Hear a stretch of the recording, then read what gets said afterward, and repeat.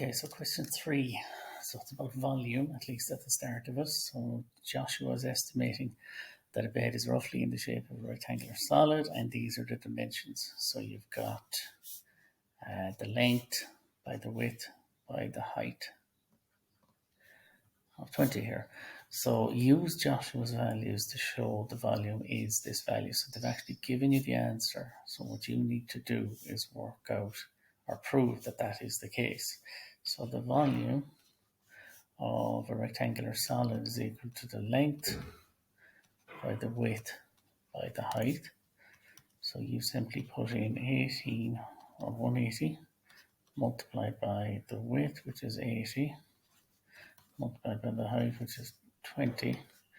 You can do that in your calculator and you will get 288,000 centimeters squared. So you have proved that it's the same as what they were claiming in the question. Okay, so that's what they wanted you to do. So the second part, Joshua uses an electric pump to blow up the airbed. So let's assume it's deflated in the beginning. The pump blows air into the airbed at a rate of 800 centimeters cubed per second. Now they're bolding that for a reason, and you'll notice they're also bolding minutes. So they want you to do a unit conversion here as well. So they want their answer in minutes. So work out how many minutes it'll take to fill the airbed using this pump. So for every second, 800 cubic centimeters are going to go into the airbed, but you need to work that out in minutes. So it's 800 centimeters cubed per second. So if I multiply that by 60 seconds to get 1 minute, I'm going to get 48,000 centimeters cubed per minute. So that's what I want to use to make sure I get a minute type answer. So from the previous part, they're telling me the full volume is 288,000.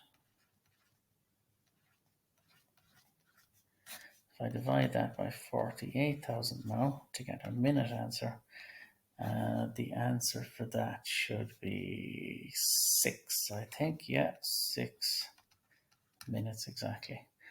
So that's how many minutes it's going to take to fill the airbed with air.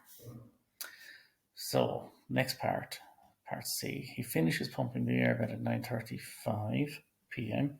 He goes to bed 45 minutes later. So this is nothing now to do with the volume calculations in the earlier questions, because it says he finishes the pumping. So they're basically asking you to add 45 minutes to this time, 9:35 p.m. Okay, so you can do that in your calculator, or you can split the 45 minutes into two pieces. So you've got 9:35. So how do I get to 10 o'clock? I add 25 minutes. So that'll bring me up to 10 o'clock. Now, which now leaves me with 20 minutes left. So I'll add the next 20. It's going to give me 10:20. Or I could use the calculator directly. So the answer here is 10:20 p.m. Okay, next part is a question to do with currency conversion. So he buys the pump on the internet for sterling 15.95.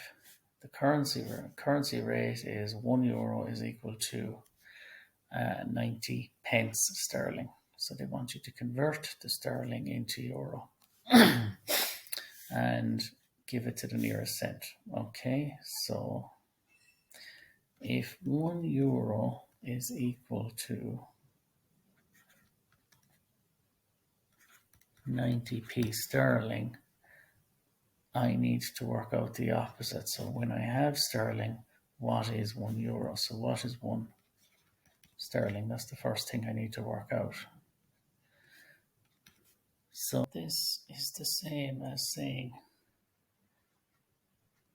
90p is equal to 100 cent. So if I divide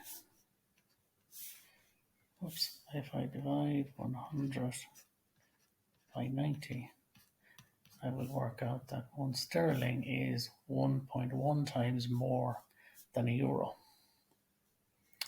Okay, so that's what £1 is. So I have 15.95 multiplied by 1.1, which would give me an answer, if I do that in my calculator, of 17 euro 54.5 cent, or 17.54 to the nearest cent. Okay. Well, sorry, that will make that 55. Okay.